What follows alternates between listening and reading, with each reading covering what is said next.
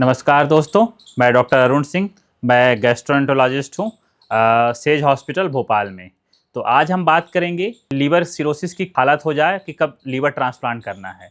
तो देखिए, liver cirrhosis का क्या है कि जैसे अब मैंने आपको पहले बताया है कि इसका मतलब होता है कि लीवर ख़राब हो जाए।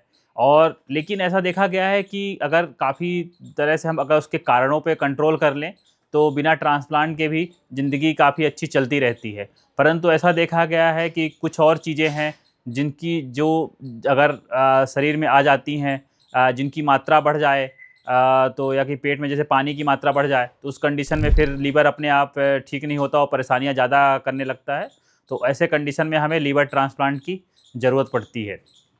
तो उसको आप ऐसा समझिए कि जैसे हमारे कुछ स्कोर होते हैं जिसको हम सीटीपी स्कोर बोलते हैं, चाइल्ड पुग स्कोर बोलते हैं, या मेल्ड स्कोर होते हैं। तो अगर हम उसको कैलकुलेट करते हैं, मेल्ड स्कोर में 3 चीज़ें होती हैं, बिलिरुबिन, क्रिएटिनिन और आईएनआर होता है। इसके अलावा फिर हम सोडियम को भी हम ले लेते हैं, तो उसको जिसे न्यू मेल्ड स्कोर बोलते हैं। तो अगर मेल्ड स्कोर 14 से ज़्यादा होता है, 14 से ज़्यादा है, तो फिर हम लीवर ट्रांसप्लांट सजेस्ट करते हैं। इसके अलावा क्या है कि अगर किसी के पेट में लीवर सिरोसिस की वजह से पानी आ रहा है और जो पानी कंट्रोल नहीं हो पाता है, जिससे दवाइयों से हम नहीं कर पाते हैं, और है कि को बार-बार निकालना पड़ रहा है निडल डाल करके, तो इसका मतलब कि उस इंसान को लीवर ट्रांसप्लांट की ज़रूरत पड़ती है। इसके अलावा क्या है कि जैसे एचआरएस कंडीशन हो गई, कि एचआरएस हो गया है और किसी को बेहोशी बहुत ज़्यादा हो रही है, पीलिया बढ़ने लगा है, आईएनआर बढ़ा जिसकी वजह से मेल्ड स्कोर हो गया, कमज़ोरी लगने लगी है।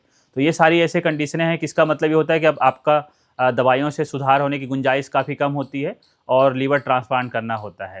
तो ये 3-4 चीज़ें हैं। अगर मैं समराइज़ करूँ तो मेल्ड स्कोर जो है 14 से ज़्यादा हो जाए, पेट में जो पानी है, रिफ्रैक्टरी एसाइटिस हम बोलते हैं उसको, उसमें दोनों चीज़ें होती हैं।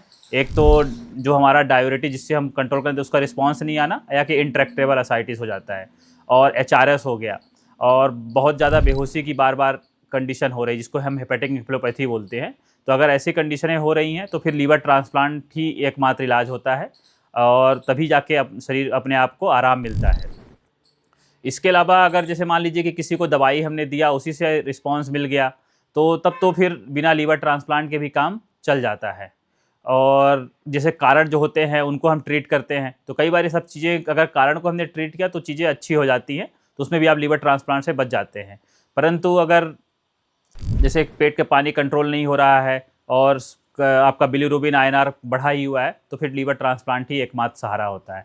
धन्यवाद दोस्तों। अगर आपको ये वीडियो पसंद आया हो तो लाइक शेयर सब्सक्राइब ज़रूर करें।